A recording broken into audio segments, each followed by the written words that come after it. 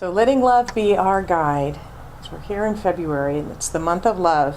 The founder of religious science, Dr. Ernest Holmes, once described the science of mind teachings as the correlation of the laws of science, the opinions of philosophy, and the revelations of religion, all combined to meet the needs and aspirations of humankind.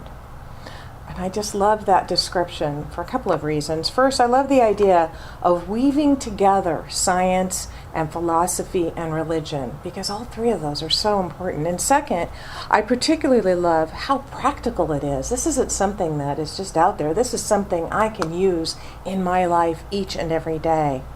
And both of these things are true for really all New Thought teachings, whether they fall under unity or divine science or religious science. This beautiful New Thought teaching that we're in is just not spiritual theory or theological rhetoric that we contemplate on Sunday morning and then go about living, a life starting, Sunday afternoon after church is out, right? Unaware of who we are, whose we are, and the power that lives as us. Rather, it's a practical, hands-on way of life that supports us in meeting our needs in this human experience. And it's not just about meeting our needs, is it? It's a practical, hands-on way of life that supports us in attaining our aspirations, what it is we want out of life, achieving our dreams, realizing our heart's desires, experiencing the experiences that we wish to have, that we desire to experience, being the people that we came here to be, and touching the world in the ways that only we can touch it, the ways that we're meant to touch the world. So this entire month, we're going to explore the question of what are our aspirations, our dreams, and our heart's desires. What are the experiences we wish to have? And who is it we came here to be? We can find answers to those questions in the answer to another question, which is, what would I love? What would I love? And this is really an interesting question, isn't it? How many times do we actually ask ourselves that? Especially as women, okay? Because we put other people's needs before us quite so often. It becomes a habit. More often we ask questions like, what should I do? What can I afford to do? What will people think of me if I do this? What do people expect me to do? Do any of those sound familiar to any of us? This month, we'll look at the idea of living a life we love and loving the life we live. Because remember this, embed this in your consciousness awareness. Life itself, capital L for life. Life wants, yearns, longs, desires to be expressed as and through you. You are the vehicle that God expresses itself. You are it. The Cloud of Unknowing is a book of contemplative articles published in the 14th century in which an introductory line says, a soul is one with God. In it, it says that you think your desires are your desires. You think that they came from within you, but actually that is not true. Rather, by the time they reach your conscious mind, they are an echo of life's desiring to express and experience itself by means of you. Let me say that again. We think our desires are our desires. We think they come from within us, but actually that is not true. Rather, by the time they reach our conscious minds, they are the echo of life's desiring to express and experience itself by means of us. And if we don't express them, they will look for another opening where the expression can be made. Have you ever had a great idea, but you didn't do anything about it because you didn't, you immediately shot it down. You didn't see how, you didn't have the time or the resources, you didn't think you were good enough, or you didn't think the time was just right, etc. And then later you came about to see it as a successful product out there. I remember one time we were having this discussion, I think after Mrs. Fields cookies and blue chip chocolate chip cookies came out, that Rich's sister said, I had that idea 10 years ago to open up a gourmet chocolate chip, It's like, well, then why didn't you do it? Well, here's the thing. The idea was there. The consciousness, sheer consciousness was not there, but the idea, the desire was there, but it found another outlet, and then it appeared. How many of us have seen that? I was cutting toes off my old socks to wear them clogs before they came out with the toe socks to wear with clogs. There you go. Oh gosh. So I really want you to get this morning. So say with me. My desires My desires are the echoes of life's desires are the echoes of life's desire to experience itself by means of me. to experience Self by means of me. Okay, let's really say it with gusto, okay? My desires My desire are the echoes of life's are desires the echoes of life's to experience life itself by means of me. to experience life itself by means of me. And that is the truth. And that is the spiritual truth of your being. You did not come here to live a meager life, to live a life of struggle, to be downtrodden or burdened or oppressed. Holmes tells us in the Science of Mind textbook, God is more completely expressed through the one who lives largely than through the one who lives meagerly. I like that. Let's live largely, right? And yet, I know some of us might be struggling, or we might know those who are struggling out there, maybe feeling downtrodden, burdened, oppressed, living meagerly. And I get that, and I understand that, and I want you to know something that's very, very important. You've come to the right place this morning because there is something here for you. Something maybe that's in a song that we just sang, or a prayer that's offered, or a word that's said, or a smile or a contact with someone who's here. So be aware that this is true, and you will receive it. You'll receive what you came here to hear today. Because life is yearning, it's longing, it's wanting, desiring to express through you. Today, we're going to let the question, what would I love, be our guide.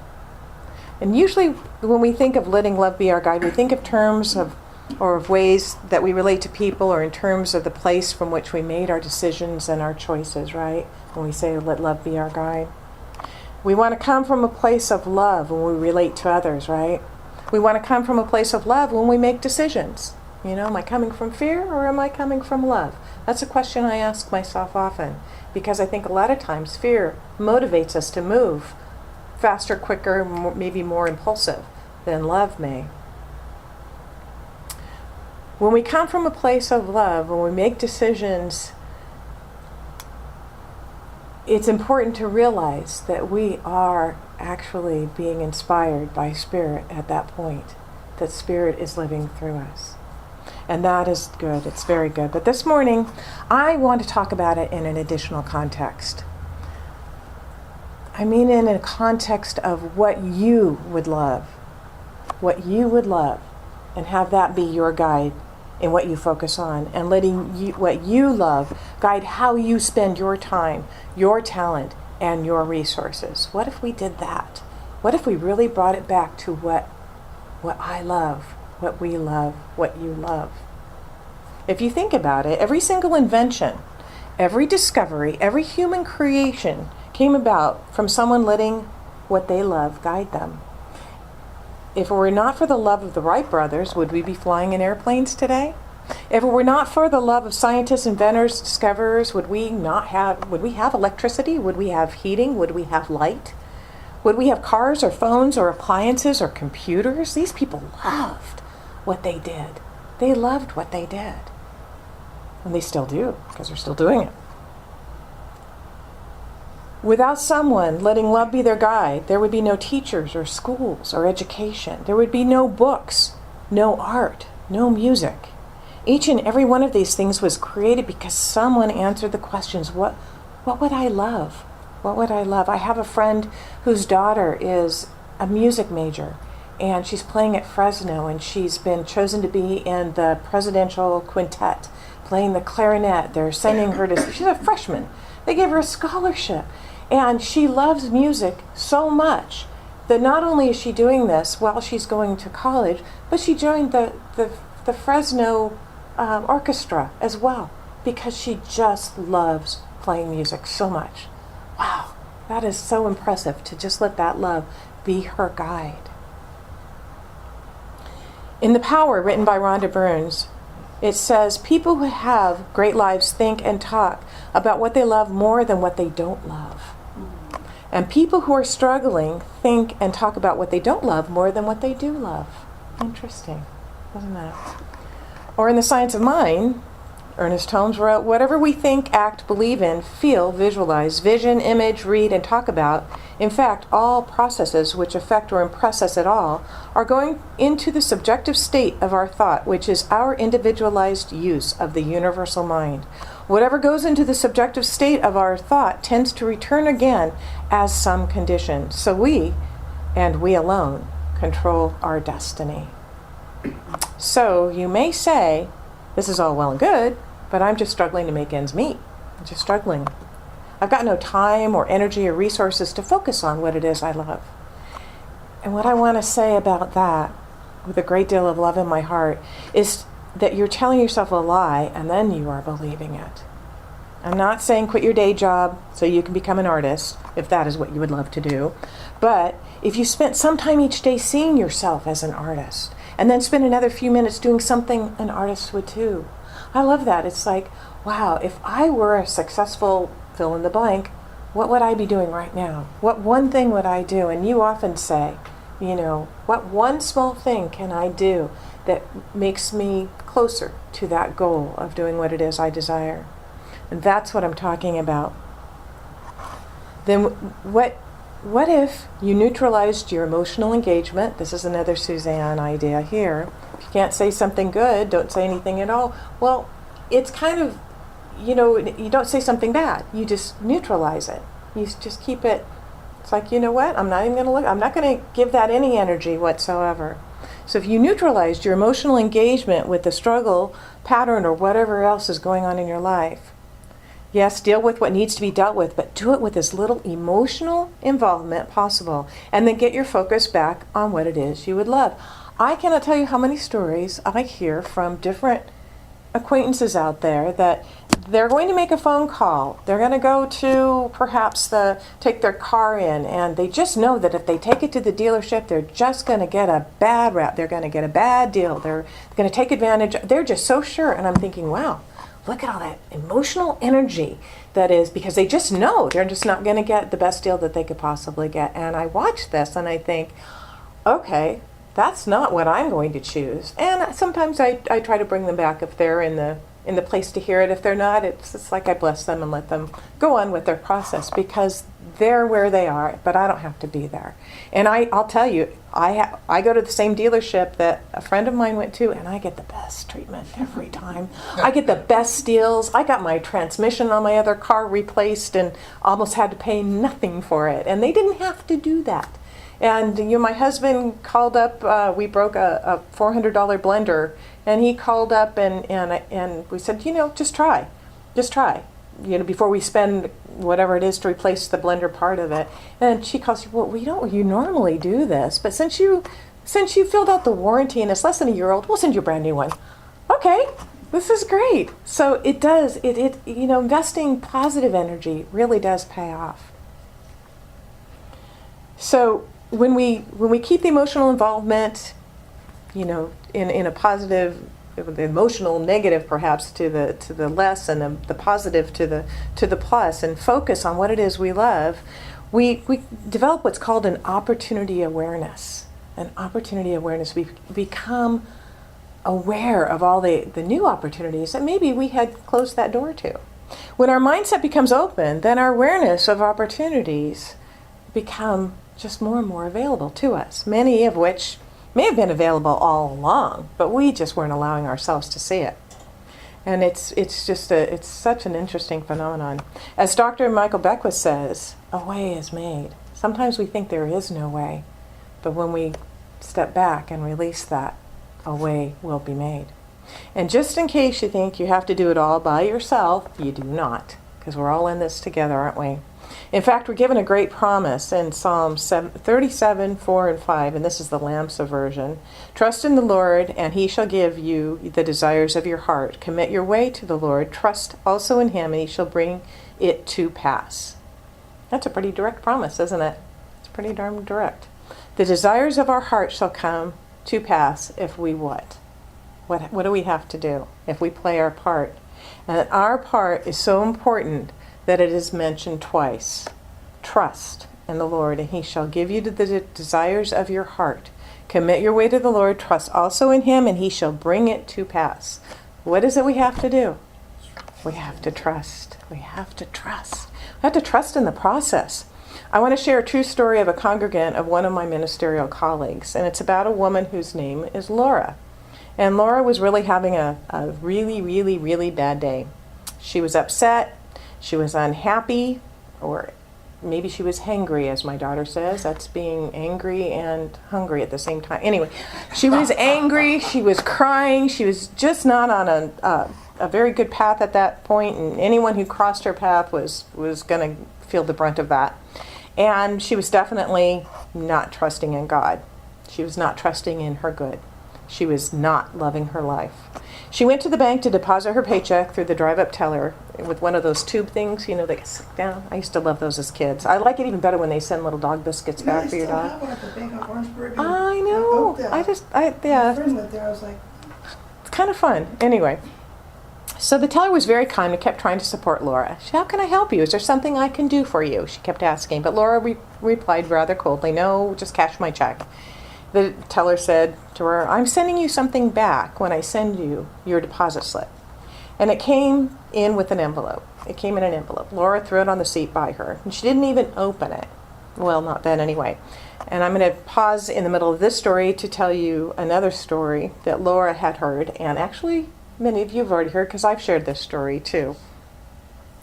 And this is when Laura was describing her encounter with the teller, she said that this story had always stuck with her, although on that day she'd forgotten it, and it was just not even in her consciousness at all. And the story goes like this. So a woman was lying in a hospital bed near death when a beautiful young woman came to visit her. The visitor spent loving time with the patient, listening to her and offering her comfort. When the visitor left, she gave the patient a small gift. It was a tiny ceramic frog. You remember the story about the frog? Does anybody remember it? Good, okay. All right. Yes. See, I waited long enough to tell this story. All right. The patient thought it was a bit odd, but frankly was too ill to really care. So she asked the visitor to place it on the shelf over her head. Shortly after the visit, the patient rallied and experienced a seemingly miraculous recovery.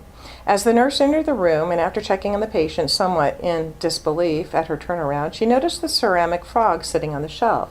As she looked at the little frog, she said, "This explains your recovery. You have a guardian angel."